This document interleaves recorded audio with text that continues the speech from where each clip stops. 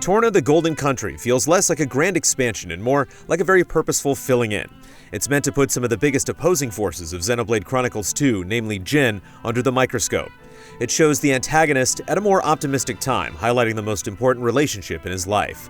By doing so, it gives more weight to practically everything in the core game, since it informs a more complete understanding of why it all happens. Torna takes the opportunity to refine some of the primary mechanics of the combat as well, and although it still has some unfortunate excess, it's ultimately a worthwhile and progressive addition. Set 500 years before the events of the core game, Torna takes place during a moment of crisis. To put things simply, a destructive force known as Malos is wreaking havoc, and a slowly assembled group of friends and allies decides to put an end to that destruction. Despite the regular threat of annihilation, there's a consistent levity present in Torna, echoing and further emphasizing a tenet of not only Xenoblade Chronicles 2, but really the Xenoblade umbrella as a whole. That is, whatever chaos is going on, it's important to pay attention to what's happening immediately around you, be it friends or problems within surrounding communities. Whatever the problem is, it matters because it's important to that specific person, which may sound horribly cloying, but Torna does the work to get you invested. Although the actual tasks required in the plentiful side quests are very typical, such as clearing out monsters or gathering a specific number of items, quite a few of the stories behind them are legitimately endearing. They range from proving oneself to an unrequited love to chasing after long-rumored treasure.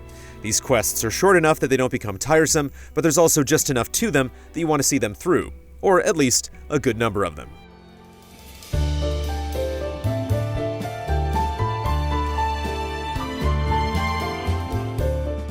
Torna takes this one step further by adding a community system. As you talk to people and complete their requests, they'll be added to your community. They're represented by tokens, and eventually, those tokens become a vast network.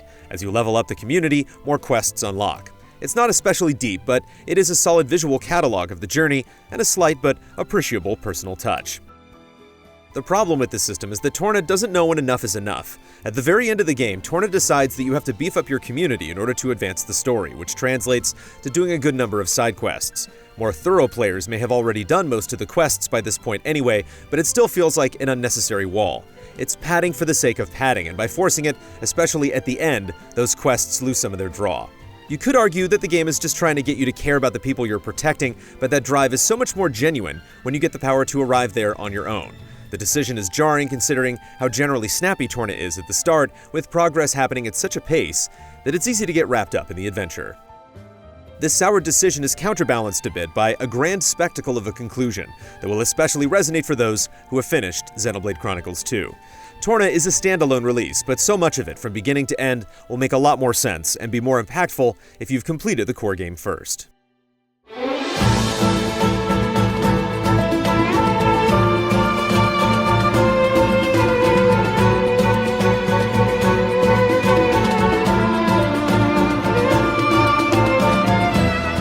Combat receives a welcome trimming down that feels carefully considered.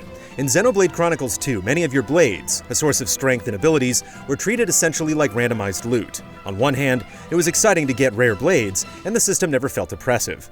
It was relatively easy to get through required tasks at any given time, but the process of constantly opening new blades and sifting through them got increasingly tiresome as the game went on.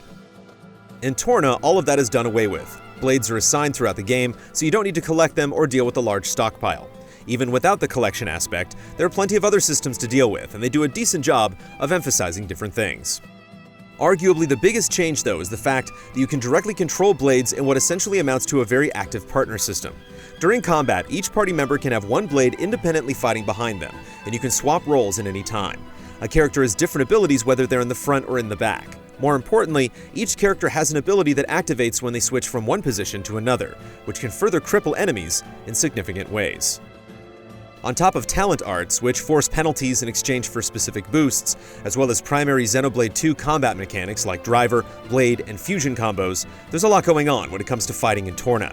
However, it's all in the service of creating tense moments. Switching positions when a character is just about to die, or trying to pull off a healing ability at the last minute, is the right kind of frantic pressure that engages you in the constant battles, rather than making you dread them.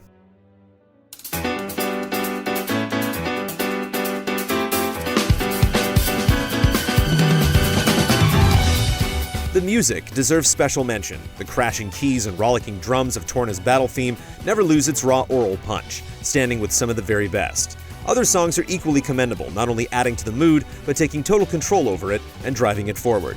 It serves as a perfect example of how essential an RPG soundtrack can be.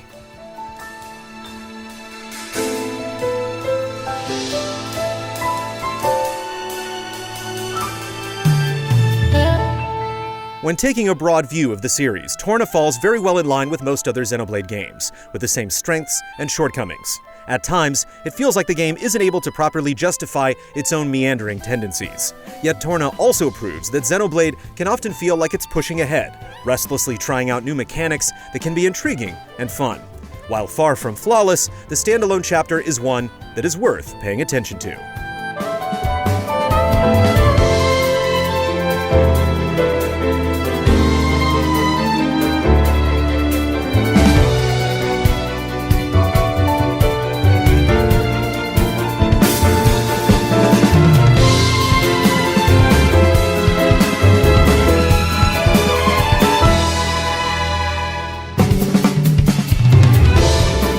Easy Allies reviews are made possible by generous viewers just like you. If you like what you see, check out patreon.com/easyallies to help us make more. For just $1 a month, you can gain access to weekly updates, spoiler discussions, and exclusive shows.